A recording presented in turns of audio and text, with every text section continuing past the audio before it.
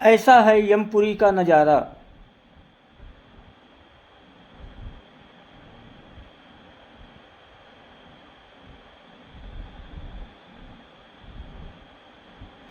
ऐसा है यमपुरी का नज़ारा।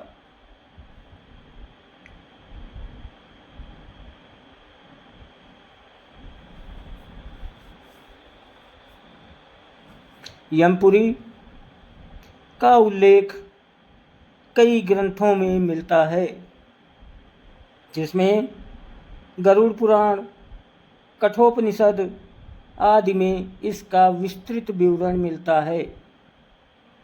मृत्यु के 12 दिन बाद आत्मा यमलोक का सफ़र शुरू करती है। पहले दिनों में वो अपने पुत्रों और रिश्तेदारों द्वारा किए गए पिंडदान के पिंडों को खाकर शक्ति प्राप्त करती है। 12 दिन बाद सारे उत्तर कार्य खत्म होने पर आत्मा यमलोक के लिए यात्रा को निकलती है। इसे मृत्युलोक यानी पृथ्वी से 86,000 योजन दूरी पर माना गया है। एक योजन में करीब 4 किलोमीटर की दूरी होती है। कहीं कहीं पर 4 कोस बताए गए हैं। 4 कोस का मतलब 8 मील, और कहीं कहीं पर ज़्यादा भी बताया गया है। यमलोक के रास्ते में बैतरणी नदी का भी उल्लेख मिलता है। ये नदी बहुत भयंकर है। ये विष्ठा और रक्त से भरी हुई है। इसमें मांस का कीचड़ होता है।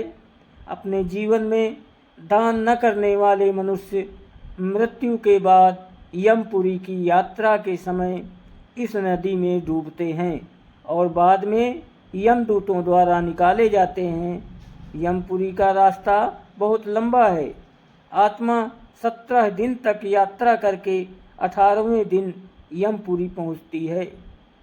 यमपुरी में भी एक नदी का वर्णन मिलता है, जिसमें स्वच्छ पानी बहता है, कमल के फूल खिले रहते हैं। इस नदी का नाम है पुष्पोदका। इसी नदी के किनारे एक वट वृक्ष है, जहां आत्मा थोड़ी देर विश्राम करती है। तब तक उसे शरीर त्यागे पूरा 1 महीना बीत चुका होता है। और इसी वट वृक्ष के नीचे जीव पुत्रों द्वारा किए गए मासिक पिंडदान के पिंड खाकर शक्ति प्राप्त करता है। फिर कुछ नगरों को लांघकर यमराज के सामने आत्मा पहुंचती है। वहां से आत्मा को उसके कर्मों के अनुसार दंड या सम्मान मिलता है। यमलोक हमारे ही कर्मों का भुगतान करवाता है और उसके अनुसार हमें आगे की शरीरों के लिए व्यवस्था की जाती है। यमलोक विस्तृत क्षेत्र में फैला माना गया है। इसके 4 मुख्य द्वार हैं। पूर्व द्वार योगियों के लिए, ऋषियों के लिए, सिद्धों, यक्षों, गंधर्वों के लिए होता है। ये द्वार हीरे, मोती, नीलम और पुखराज जैसे रत्नों से सजा होता है। यहाँ गंधर्वों के गीत और अप्सराओं के नृत्य से जीवात्माओं का स्वागत किया जाता है। इसके बाद दूसरा महत्वपूर्ण द्वार है उत्तर द्वार, जिसमें विभिन्न रत्न जड़े हैं। यहाँ वीणा और मृदंग से मंगल गान होता है। यहाँ दानी, तपी, सत्यवादी, माता पिता और ब्राह्मणों की सेवा करने वाले लोग आते हैं।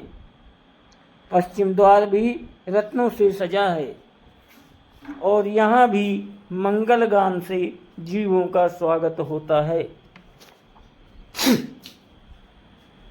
यहाँ ऐसे जीवों को प्रवेश मिलता है जिन्होंने तीर्थों में प्राण त्यागे हों, या फिर गौ, मित्र, परिवार, स्वामी या राष्ट्र की रक्षा में प्राण त्यागे हों। यमपुरी का दक्षिण द्वार सबसे ज़्यादा भयानक माना जाता है। यहाँ हमेशा घोर अंधेरा रहता है। द्वार पर विषैले सांप, बिच्छू, सिंह, भेड़िए आदि खतरनाक जीव होते हैं जो हर आने वाले को घायल करते हैं। यहाँ सारे पापियों को प्रवेश मिलता है। दोस्तों, वीडियो को लाइक और सब्सक्राइब जरूर करें, आपकी बहुत मेहरबानी होगी। Please like and subscribe.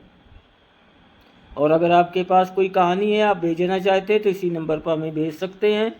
आपके नाम से मैं यहाँ प्रसारित करूँगा। बहुत बहुत आपको धन्यवाद।